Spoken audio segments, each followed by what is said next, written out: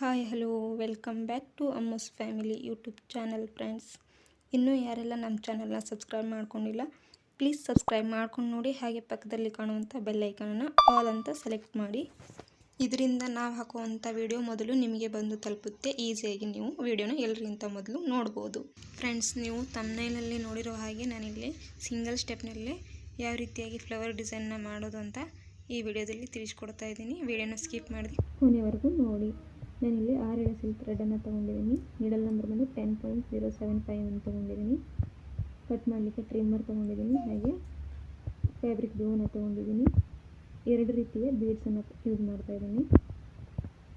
ಒಂದು 4 mm, ಒಂದು 0 size ನಾನಿಲ್ಲಿ ಯೂಸ್ ಮಾಡ್ತಾಯಿದ್ದೀನಿ. ನೀವು ಬೇಕಿದ್ರೆ 2 mm ಬೀಡನ್ನು ಸಹ ಹಾಕೋಬೋದು.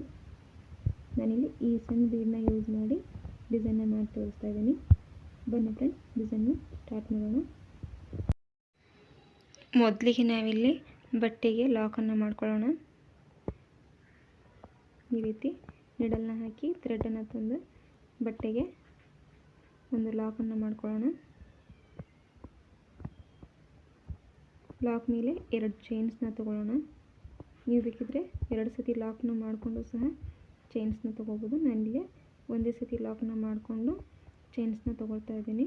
2 ಚೈನ್ಸ್ ಆದಮೇಲೆ ನಿಡಲ್ ಮೇಲೆ ಒಂದು ಸತಿ ದಾರನ ಸುತ್ತಕೊಂಡು ಬಟ್ಟೆಗೆ ಸುಚ್ಚಿ ಹಿಂದ್ಗಡೆಯಿಂದ ದಾರನ ತಂದು ನಿಡಲ್ ಮೇಲೆ 3 ಲೂಪ್ ಇರುತ್ತೆ. ಎರಡರಲ್ಲೊಂದು ಡಬಲ್ ಕ್ರೋಶಾ ಕಂಬನ ಮಾಡ್ಕೊತಾ ಇದ್ದೀನಿ. ಮತ್ತೆ ನಿಡಲ್ ಮೇಲೆ ದಾರನ ತಗೊಂಡು ಬಟ್ಟೆಗೆ ಸುಚ್ಚಿ ಹಿಂದ್ಗಡೆಯಿಂದ ದಾರನ ತಗೊಂಡು ಈ ರೀತಿ ನೀಟಾಗಿ ಎಳೆಗಳನ್ನ ನೋಡಿಕೊಂಡು ತೊಗೊಳ್ಬೇಕಾಗುತ್ತೆ. ಎರಡರಲ್ಲೊಂದು ಮತ್ತು ಇನ್ನು ಎರಡರಲ್ಲೊಂದು ಈ ರೀತಿ ಡಬಲ್ ಕ್ರೋಶಾ ಕಂಬನ ಮಾಡ್ತಾಯಿದ್ದೀನಿ. ಇನ್ನೊಂದು ಡಬಲ್ ಕ್ರೋಶಾ ಕಂಬನ ಮಾಡ್ತಾಯಿದ್ದೀನಿ. ನಾನಿಲ್ಲಿ 4 ಡಬಲ್ ಕ್ರೋಶಾ ಕಂಬ ಆದಮೇಲೆ ಒಂದು ಬೀಡನ್ನು ಆ್ಯಡ್ ಮಾಡ್ಕೋತೀನಿ. 4 ಡಬಲ್ ಕ್ರೋಶಾ ಕಂಬ ಆದಮೇಲೆ ಈ ರೀತಿ ಥ್ರೆಡನ್ನು ಸ್ವಲ್ಪ ಮೇಲೆ ತಂದು ನಾನಿಲ್ಲಿ 0 ಸೈಜ್ದು ಗೋಲ್ಡ್ ಬೀಡನ್ನು ಇಲ್ಲೇ ಹಾಕ್ಕೊಳ್ತಾ ಇದ್ದೀನಿ. ಸ್ವಲ್ಪ ಹೋಲ್ ಚಿಕ್ತಿರುತ್ತೆ, ಹಾಗಾಗಿ ಕಷ್ಟ ಅನಿಸುತ್ತೆ ಹಾಕ್ಕೊಳ್ಳೋಕ್ಕೆ. ಈ ರೀತಿ ಬೆರಳುಗಳ ಸಹಾಯದಿಂದ ಎಳ್ಕೊಂಡ್ರೆ ಈಸಿ ಅನಿಸುತ್ತೆ. ಬೀಡ್ ಹಾಕಿದ್ಮೇಲೆ ಯಾವುದೇ ಲಾಕ್ ಮಾಡದೆ ನಿಡಲ್ ಮೇಲೆ ಒಂದು ಸತಿ ದಾರನ ತೊಗೊಂಡು ಮತ್ತೆ ಡಬಲ್ ಕ್ರೋಶಗಳನ್ನ ತೊಗೊಳ್ತೀನಿ. ಈ ರೀತಿ ಬೀಡ್ ಹಾಕಾದ್ಮೇಲೆ ನಿಡಲ್ ಮೇಲೆ ಒಂದು ಸತಿ ದಾರನ ಬಟ್ಟೆಗೆ ಸುಚ್ಚಿ ಹಿಂದ್ಗಡೆಯಿಂದ ದಾರನ ತಂದು ಮತ್ತೊಂದು ಡಬಲ್ ಕ್ರೋಶಾ ಕಂಬನ ಮಾಡ್ಕೊಳ್ತಾ ಇದ್ದೀನಿ. ನಾನಿಲ್ಲಿ ಬೀಡು ಹಾಕೋಕ್ಕಿಂತ ಮೊದಲು 4 ಡಬಲ್ ಕ್ರೋಶಾ ಕಂಬಗಳನ್ನ ಮಾಡ್ಕೊಂಡಿದ್ದೆ ಅಲ್ವಾ, ಹಾಗೆ ಈಗ ಬೀಡ್ ಹಾಕಿ ಆದಮೇಲೆ ಮತ್ತೆ 4 ಡಬಲ್ ಕ್ರೋಶಾ ಕಂಬಗಳನ್ನ ಮಾಡ್ಕೊಳ್ತೀನಿ. ಈ ರೀತಿ ಡಬಲ್ ಕ್ರೋಶಾ ಕಂಬ ಮತ್ತು ತ್ರಿಬಲ್ ಕ್ರೋಶಾ ಕಂಬ ಲಾಕ್ಗಳನ್ನ ಯಾವ ರೀತಿಯಾಗಿ ಹಾಕೋದು ಅಂತೇಳಿ ಯೂಟ್ಯೂಬ್ ಚಾನಲಲ್ಲಿ ಬಿಗಿನರ್ಸ್ಗಾಗಿ ಮಾಡಿರೋವಂಥ ಕ್ಲಾಸ್ಗಳಲ್ಲಿ ಅಪ್ಲೋಡ್ ಮಾಡಿದ್ದೀನಿ. ಯಾರಿಗಾದರೂ ಬೇಕಿದ್ದರೆ ಪ್ಲೀಸ್ ಪ್ಲೇ ಮಾಡಿಕೊಂಡು ನೋಡಿ. ಹಾಗೆ ಯಾರಿಗಾದರೂ ಸೀರೆ ಕುಚ್ಚು ಕಲಿಬೇಕು ಅಂತೇಳಿ ಇಂಟ್ರೆಸ್ಟ್ ಇದ್ದರೆ ಅವರಿಗೆ ಈ ವಿಡಿಯೋಗಳನ್ನ ಶೇರ್ ಮಾಡಿ, ಅವರಿಗೂ ಹೆಲ್ಪ್ ಆಗುತ್ತೆ.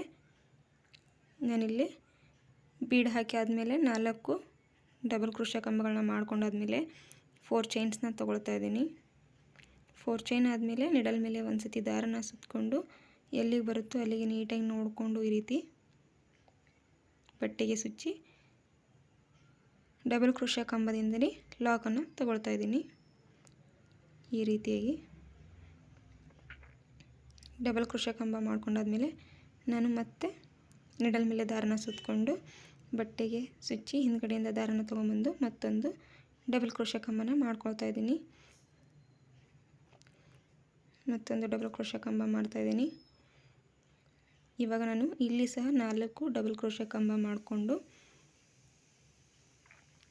ನಂತರ ಒಂದು ಗೋಲ್ಡ್ ಬೀಡನ್ನು ಆ್ಯಡ್ ಮಾಡ್ಕೊಳ್ತೀನಿ. 4 ಆಗಿದೆ. ಇವಾಗ ನಾನೊಂದು ಸ್ಮಾಲ್ ಸೈಜ್ದು ಗೋಲ್ಡ್ ಬೀಡನ್ನು ಆ್ಯಡ್ ಮಾಡ್ತಾಯಿದ್ದೀನಿ. ಈ ರೀತಿ ಬೀಡನ್ನ ಆ್ಯಡ್ ಮಾಡಾದಮೇಲೆ ಎಳೆಗಳನ್ನ ನೀಟಾಗಿ ತಗೊಳ್ಬೇಕಾಗುತ್ತೆ ಫ್ರೆಂಡ್ಸ್, ಹಿಂದೆ ಮುಂದೆ ಆಗಿರುತ್ತೆ. ಬೀಡ್ ಹಾಕಾದ್ಮೇಲೆ ಮತ್ತೆ ನಾನು 4 ಡಬಲ್ ಕ್ರೋಶಾ ಕಂಬಗಳನ್ನ ಮಾಡ್ತೀನಿ. ಇವಾಗ ಆದಷ್ಟು ಡಬಲ್ ಕ್ರೋಶಾ ಕಂಬಗಳನ್ನ ಮಾಡುವಾಗ ಎಲ್ಲ ಕಂಬಗಳ ಸೈಜು ಒಂದೇ ರೀತಿ ಇರಲಿ. ಒಂದು ಚಿಕ್ಕದು ಒಂದು ದೊಡ್ಡದು ಮಾಡಿದರೆ ಆರ್ಚು ಅಥವಾ ಲುಕ್ಕು ಅಷ್ಟೊಂದು ಚೆನ್ನಾಗಿ ಬರಲ್ಲ. ಹಾಗೆ ಕಂಬಗಳನ್ನ ಮಾಡುವಾಗ ಡಿಸ್ಟೆನ್ಸು ಸಹ ಸೇಮ್ ಇರಲಿ. ಜಾಸ್ತಿ ದೂರನೂ ಮಾಡ್ಕೋಬೇಡಿ, ಹಾಗೆ ಹತ್ತತ್ರನೂ ಮಾಡ್ಕೋಬೇಡಿ. ಒಂದು ಮೀಡಿಯಮ್ ಸೈಜ್ ನೋಡಿಕೊಂಡು ಅದೇ ರೀತಿ ಕಂಟಿನ್ಯೂ ಆಗಿ ಹಾಕ್ಕೊಳ್ತಾ ಬನ್ನಿ. ನಾನಿಲ್ಲಿ ಬೀಡ್ ಹಾಕಾದ್ಮೇಲೆ 4 ಡಬಲ್ ಕ್ರೋಶೆ ಕಂಬಗಳನ್ನ ಮಾಡ್ಕೊಂಡಿದ್ದೀನಿ. ಇವಾಗ ಥ್ರೆಡನ್ನು ಮೇಲ್ ಮಾಡಿಕೊಂಡು ಮೊದಲೇ ತೋರಿಸಿದ್ನಲ್ಲ 4 mm ಗೋಲ್ಡ್ ಬೀಡನ್ನು ನಾನಿಲ್ಲಿ ಇನ್ಸರ್ಟ್ ಮಾಡ್ಕೊಳ್ತಾ ಇದ್ದೀನಿ. ಬೀಡ್ ಹಾಕಾದ್ಮೇಲೆ ಬೀಡ್ ಲಾಕನ್ನು ಮಾಡ್ಕೊಳ್ತಾ ಇದ್ದೀನಿ. ಬೀಡ್ ಲಾಕ್ ಆದಮೇಲೆ ನಿಡಲ್ ಮೇಲೆ ಒಂದು ಸತಿ ದಾರನ ಸುತ್ತಕೊಂಡು ಅದು ಎಲ್ಲಿಗೆ ಬರುತ್ತೋ ಅಲ್ಲಿಗೆ ಬಟ್ಟೆ ಮೇಲೆ ಒಂದು ಡಬಲ್ ಕ್ರೋಶೆ ಕಂಬದಿಂದ ಲಾಕನ್ನು ಮಾಡ್ಕೊಳ್ತಾ ಇದ್ದೀನಿ. ಈ ರೀತಿ ಲಾಕ್ ಆದಮೇಲೆ ನಾನಿಲ್ಲಿ ಚೈನ್ಸ್ನ ತಗೊಳ್ತಾ ಇದ್ದೀನಿ. 4 ಚೈನ್ನ ತಗೊಂಡು ನಾನಿಲ್ಲಿ ಬೀಡಿಗೆ ಅಳತೆ ಮಾಡ್ಕೊಳ್ತೀನಿ. ಈ ರೀತಿ ನನಗೆ ಇನ್ನೂ ಒಂದು ಚೈನ್ ಬೇಕಾಗುತ್ತೆ. ನೀವು ಬೀಡನ್ನು ಯಾವ ಸೈಜ್ ತೊಗೊಂಡಿರ್ತೀರೋ ಅದ್ರ ಮೇಲೆ ನಿಮ್ಮ ಚೈನ್ ಅನ್ನೋದು ಡಿಪೆಂಡ್ ಆಗಿರುತ್ತೆ. ನನಗಿಲ್ಲಿ 5 ಚೈನ್ ಬೇಕಾಗಿದೆ. ಇವಾಗ ಬೀಡ್ ಪಕ್ಕ ಇರೋವಂಥ ಫಸ್ಟ್ ಒಂದು ಡಬಲ್ ಕ್ರೋಶೆ ಮೇಲೆ ಈ ರೀತಿ ಬಟ್ಟೆನ ಹಿಂದ್ಗಡೆ ಹೊಳಿಸಿ ಲಾಕನ್ನು ಮಾಡ್ಕೊಳ್ತೀನಿ. ಲಾಕ್ ಆದಮೇಲೆ ಬಟ್ಟೆನ ತಿರುಗಿಸ್ಕೊಂಡು 2 ಚೈನ್ಗಳನ್ನ ಹಾಕ್ಕೊಳ್ತಾ ಇದ್ದೀನಿ. 2 ಚೈನ್ಸ್ ಆದಮೇಲೆ ನಿಡಲ್ ಮೇಲೆ ಒಂದು ಸತಿ ದಾರನ ಸುತ್ತಕೊಂಡು 5 ಚೈನ್ ಏನು ಮಾಡಿದ್ವಲ್ಲ ಆ ಗ್ಯಾಪಲ್ಲಿ ನಿಡಲ್ನ ಹಾಕಿ ಹಿಂದ್ಗಡೆಯಿಂದ ದಾರನ ತಂದು ನಿಡಲ್ ಮೇಲೆ 3 ಥ್ರೆಡ್ ಇರುತ್ತೆ, 2ರಲ್ಲೊಂದು ಮತ್ತು 2ರಲ್ಲೊಂದು ಡಬಲ್ ಕ್ರೋಶೆ ಕಂಬನ ಮಾಡ್ತಾಯಿದ್ದೀನಿ. ಮತ್ತೊಂದು ಡಬಲ್ ಕ್ರೋಶೆ ಮಾಡ್ತಾಯಿದ್ದೀನಿ. ಇವಾಗ ಇನ್ನೂ ಒಂದು ಡಬಲ್ ಕ್ರೋಶೆ ಮಾಡ್ತಾಯಿದ್ದೀನಿ. 2 ಚೈನ್ ಏನು ಹಾಕಿದ್ನಲ್ವ ಆ ಚೈನ್ನ ಹಿಡಿದು ನಾನಿಲ್ಲಿ 3 ಡಬಲ್ ಕ್ರೋಶೆ ಕಂಬ ಅಂತೇಳಿ ಕನ್ಸಿಡರ್ ಮಾಡ್ಕೊಂಡಂಗಾಯಿತು. ಇವಾಗ ಮತ್ತೆ 2 ಚೈನ್ ಹಾಕ್ತೀನಿ. ಸ್ಟಾರ್ಟಿಂಗ್ 2 ಚೈನ್ ಹಾಕಿದ್ನಲ್ವ, ಹಾಗಾಗಿ ಮತ್ತೆ 2 ಚೈನ್ ಹಾಕಿ ಲಾಕ್ನ ಮಾಡ್ಕೊಳ್ತಾ ಇದ್ದೀನಿ. ಇವಾಗ ನಮ್ಮದು ಒಂದು ಪೆಟಲ್ ರೆಡಿ ಆಯಿತು. ಇನ್ನೂ 2 ಪೆಟಲ್ಗಳನ್ನ ಇದೇ ರೀತಿ ಮಾಡ್ಕೊಳ್ತೀನಿ. ಮಧ್ಯದ ಪೆಟಲಿಗೆ ಒಂದು ಸ್ಮಾಲ್ ಬೀಡನ್ನು ಆ್ಯಡ್ ಮಾಡ್ತೀನಿ. ಈ ರೀತಿ ದಾರನ ಸುತ್ತಕೊಂಡು ನಿಡಲ್ನ 5 ಚೈನ್ ಗ್ಯಾಪ್ ಒಳಗಡೆ ಹಾಕಿ ಹಿಂದ್ಗಡೆಯಿಂದ ದಾರನ ತಂದು ಒಂದು ಡಬಲ್ ಕ್ರೋಶೆ ಕಂಬನ ಮಾಡ್ಕೊಳ್ತಾ ಇದ್ದೀನಿ. 2 ಚೈನ್ ಹಾಕಿ ಲಾಕ್ ಮಾಡಿದ್ನಲ್ವ, ಅದರ ಪಕ್ಕದಲ್ಲೇ ಒಂದು ಡಬಲ್ ಕ್ರೋಶೆ ಕಂಬ ಮಾಡ್ಕೊಂಡಾದ್ಮೇಲೆ ನಾನಿಲ್ಲಿ ಥ್ರೆಡನ್ನು ಮೇಲ್ಗಡೆ ಮಾಡಿಕೊಂಡು ಒಂದು ಸ್ಮಾಲ್ ಸೈಜ್ ಬೀಡನ್ನ ಈ ರೀತಿ ಇನ್ಸರ್ಟ್ ಮಾಡ್ಕೊಳ್ತಾ ಇದ್ದೀನಿ. ಬೀಡ್ ಹಾಕಾದ್ಮೇಲೆ ಇನ್ನೊಂದು ಡಬಲ್ ಕ್ರೋಶೆ ಕಂಬನ ಮಾಡ್ಕೊಳ್ತಾ ಇದ್ದೀನಿ. ಈ ರೀತಿ ಮಾಡ್ಕೊಂಡಾದ್ಮೇಲೆ 2 ಚೈನ್ಸ್ನ ತಗೊಳ್ತಾ ಇದ್ದೀನಿ. 2 ಚೈನ್ಸ್ ಹಾಕಿ 5 ಚೈನ್ ಗ್ಯಾಪ್ಗೆ ಹೋಗಿ ನೀಡಲ್ ಮೇಲೆ ಯಾವುದೇ ರೀತಿಯಾದಂಥ ದಾರ ತಗೊಳ್ಳದೆ 5 ಚೈನ್ ಗ್ಯಾಪ್ಗೆ 2 ಚೈನ್ಲ ಲಾಕ್ನ ಮಾಡ್ಕೊಳ್ಬೇಕು. ಇವಾಗ ಮತ್ತೆ 2 ಚೈನ್ನ ಹಾಕಿ ನೀಡಲ್ ಮೇಲೆ ಒಂದು ಸತಿ ದಾರನ ತಗೊಂಡು ಒಂದು ಡಬಲ್ ಕ್ರೋಶೆ ಕಂಬನ ಮಾಡ್ಕೊಳ್ತಾ ಇದ್ದೀನಿ. ಇವಾಗ ನಾನು 3rd ಪೆಟಲ್ನ ಮಾಡೋಕ್ಕೆ ಸ್ಟಾರ್ಟ್ ಮಾಡ್ಕೊಂಡಿದ್ದೀನಿ. ಹಾಗಾಗಿ ಮತ್ತೊಂದು ಡಬಲ್ ಕ್ರೋಶೆ ಕಂಬನ ಮಾಡ್ಕೊಳ್ತಾ ಇದ್ದೀನಿ. ಇವಾಗ 2 ಚೈನ್ಸು 2 ಡಬಲ್ ಕ್ರೋಶೆ ಕಂಬ ಸೇರಿ 3 ಕಂಬ ಆಯಿತು. 2 ಚೈನ್ಸ್ನ ಹಾಕ್ಕೊಂಡು ಈ ರೀತಿ ಲಾಕ್ ಅನ್ನೋದನ್ನು ಮಾಡ್ಕೊಳ್ತಾ ಇದ್ದೀನಿ. ಇವಾಗ ನಿಡಲ್ ಮೇಲೆ ಒಂದು ಸತಿ ದಾರನ ಸುತ್ತಕೊಂಡು ಮೊದಲಿಗೇನು ಬೀಡ್ ಹಾಕಿದ ಮೇಲೆ ಒಂದು ಡಬಲ್ ಕ್ರೋಶೆ ಕಂಬನ ಮಾಡಿದ್ವಲ್ಲ ಅದ್ರ ಪಕ್ಕದಲ್ಲೇ ಮತ್ತೊಂದು ಡಬಲ್ ಕ್ರೋಶೆ ಕಂಬನ ಮಾಡ್ಕೊಳ್ತಾ ಇದ್ದೀನಿ. ಈ ರೀತಿ ಮತ್ತೆ ನಿಡಲ್ ಮೇಲೆ ದಾರ ತಗೊಳ್ಳೋದು ಮತ್ತು ಡಬಲ್ ಕ್ರೋಶೆ ಕಂಬನ ಮಾಡೋದು. ಈ ರೀತಿ ಮತ್ತೊಂದು ಸತಿ ನಿಡಲ್ ಮೇಲೆ ದಾರನ ತಗೊಂಡು ಬಟ್ಟೆಗೆ ಸುಚ್ಚಿ ಹಿಂದ್ಗಡೆಯಿಂದ ದಾರನ ತಂದು ಮತ್ತೊಂದು ಡಬಲ್ ಕ್ರೋಶೆ ಕಂಬನ ಮಾಡ್ಕೊಳ್ತಾ ಇದ್ದೀನಿ. ಇವಾಗ 4 ಡಬಲ್ ಕ್ರೋಶೆ ಕಂಬ ಆದಮೇಲೆ ನಾನು ಮತ್ತೊಂದು ಶುಗರ್ ಬೀಡನ್ನು ಈ ರೀತಿ ಆ್ಯಡ್ ಮಾಡ್ಕೊಳ್ತಾ ಇದ್ದೀನಿ.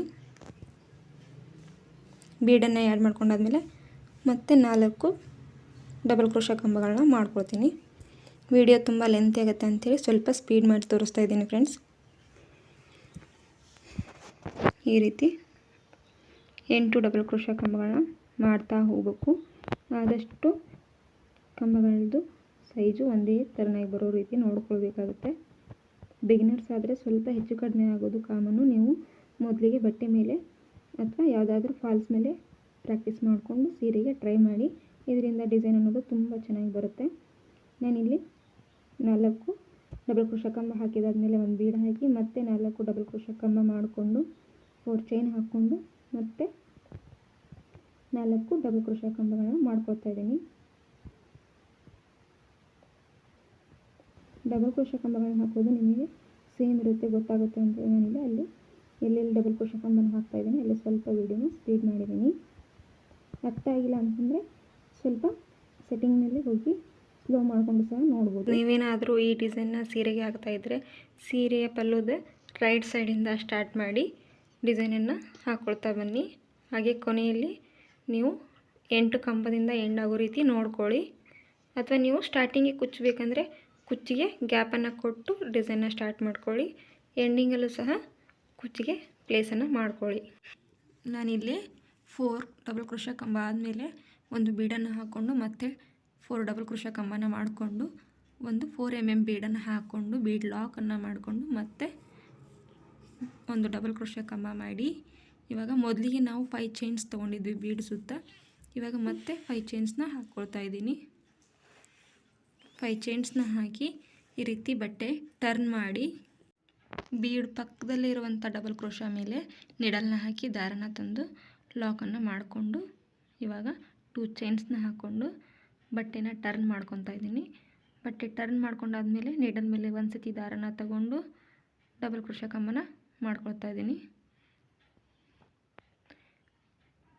ಇದೇ ರೀತಿ ನಾವು ಫಸ್ಟು ಫ್ಲವರ್ನ ಯಾವ ರೀತಿ ಮಾಡ್ಕೊಂಡ್ವಿ ಅದೇ ರೀತಿ ಇದನ್ನು ಸಹ ಫ್ಲವರ್ನ ಮಾಡ್ಕೊಳ್ತಾ ಹೋಗೋದು. ನಾನಿಲ್ಲಿ ವಿಡಿಯೋ ಲೆಂತ್ ಆಗುತ್ತೆ ಅಂತೇಳಿ ಸ್ಪೀಡ್ ಮಾಡಿ ಹಾಕಿ ತೋರಿಸ್ತಾ ಇದ್ದೀನಿ. ಈ ರೀತಿ